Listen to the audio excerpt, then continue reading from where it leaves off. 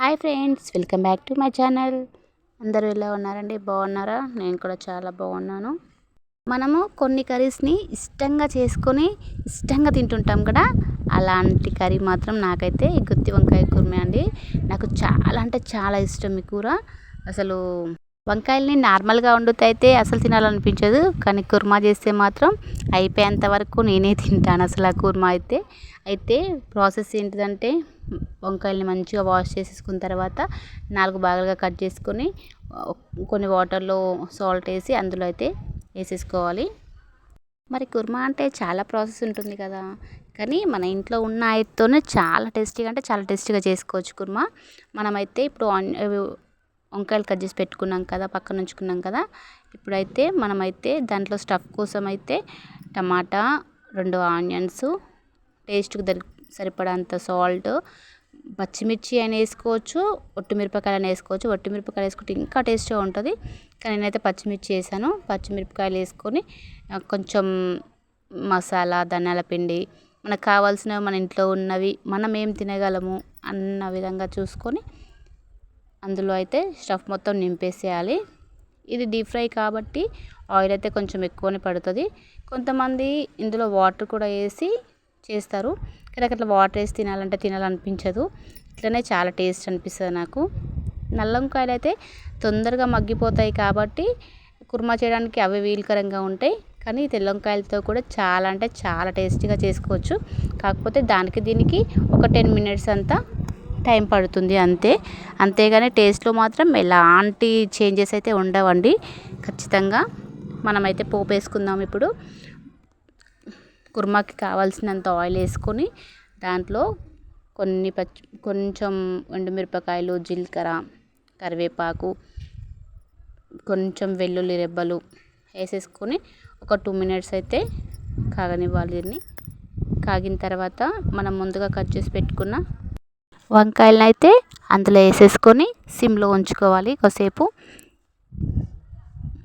ముందుగానే పసుపు యాడ్ చేయాలండి. నేను పసుపు అయిపోయిన తర్వాత వంకాయలు అయితే స్లోగా ఒకటొకటి వేసుకొని ఒక 2 మినిట్స్ ఎటు కలపకుండా సిమ్లో ఉంచుకొని దాన్ని అయితే మగ్గనివ్వాలి. దాంట్లో స్టఫ్ కోసం ఏమేమి పెట్టానంటే ఒక ఆనియన్, పచ్చిమిర్చి, 2 టమాటాలు, కొంచెం ఎండు కొబ్బరి, కొంచెం మసాలా, కొన్ని వెల్లుల్లి రెబ్బలు, కొంచెం అల్లం వెల్లిగడ్డ, అంటే అల్లం వేరు వెల్లుల్లిపాయలు వేరు, కొన్ని పల్లీలు, కొంచెం కరివేపాకు, ఉంటే కొత్తిమీర, పుదీనా కూడా వేసుకోండి, చాలా టేస్ట్గా ఉంటుంది. నా దగ్గర అయితే కొత్తిమీర లేకపోతుండే నేను కొంచెం పుదీనా కూడా యాడ్ చేశాను. చూడండి, ఇప్పుడైతే మనం అందులో నింపేసాం కదా, అవైతే వంకాయలు మొత్తం ఒకటొకటి ఆయిల్లో అయితే వేసేసుకుందాం. వేసేసుకున్న తర్వాత ఒక 2 మినిట్స్ దీన్ని అయితే ఎటు కలపకుండా మగ్గనివ్వాలి. 2 మినిట్స్ మగ్గిన తర్వాత మళ్ళీ సెకండ్ వైపు అయితే తిప్పుకోవచ్చు అండి. ఇప్పుడైతే పెనంలో వేసేసాం కదా, ఇప్పుడైతే మూత పెట్టేసుకొని ఒక 2 మినిట్స్ తర్వాత మళ్ళీ తీసి ఇంకో సైడ్కి మలిపేద్దాం. చూడండి, ఒక సైడ్ అయితే ఉడికిపోయినాయి మొత్తం. ఇంకో సైడ్ మలిపేసుకున్న తర్వాత మళ్ళీ ఇంకా కొంచెం సేపు ఉంచుకుందాం. చూడండి, అందులోకి వెళ్ళి స్టఫ్ కూడా బయటకు వెళ్ళకుండా ఎంత బాగా కుక్ అవుతున్నాయో.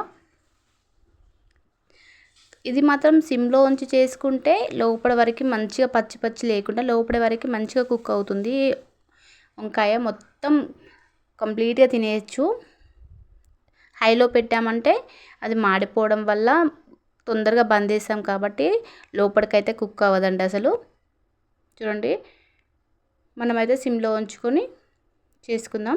అయితే ఇందులో పెట్టంగా మిగిలిన స్టఫ్ ఉంటుంది కదా, అది కూడా ఇక్కడ వేసేసుకుందాం. ఎందుకంటే మనకైతే ఒక 60% అయితే వంకాయలు ఉడికిపోయినాయి కదా. ఇప్పుడైతే మిగిలినది మొత్తం పేస్ట్ మొత్తం అందులో వేసేసుకుందాం. ఈ పేస్ట్ కూడా ఒక 5 మినిట్స్ 10 మినిట్స్ ఉడికేంత వరకు పచ్చివాసన మొత్తం మనం అన్నీ పచ్చిగానే మిక్స్ పట్టాం కాబట్టి పచ్చివాసన పోయేంత వరకు మంచిగా డీప్ ఫ్రై అవ్వాలండి. అది మంచిగా మొత్తం ఆయిల్ మొత్తం పైకి తేలేంత వరకు కుక్ చేసుకోవాలి. కుర్మా అంటే కొంతమంది ఏమో ఇప్పుడు వాటర్ వేసేసి చేస్తారు. ఇంకొంతమంది ఏమో ఇలా ఫ్రై లాగా మొత్తం డీప్ ఫ్రై లాగా చేసేసుకొని తినేస్తారు. నాకైతే ఇలాగంటే చాలా ఇష్టం, అందుకోసమే నేనైతే ఇలా చేసేసుకున్నాను. చూడండి వంకాయ మొత్తం ఎలా ఉందో చూస్తుంటే నోరు ఊరిపోతుంది కదా. ఇంకా అన్నం వేసుకొని తినేయడమే. చాలా అంటే చాలా టేస్టీగా ఉంటుంది. నేనైతే చాలాసార్లు చేశాను ఇది.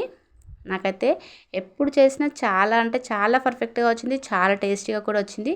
కొంచెం కూడా వేస్ట్ అవ్వదండి. ఒకసారి ట్రై చేయండి మీరు కూడా.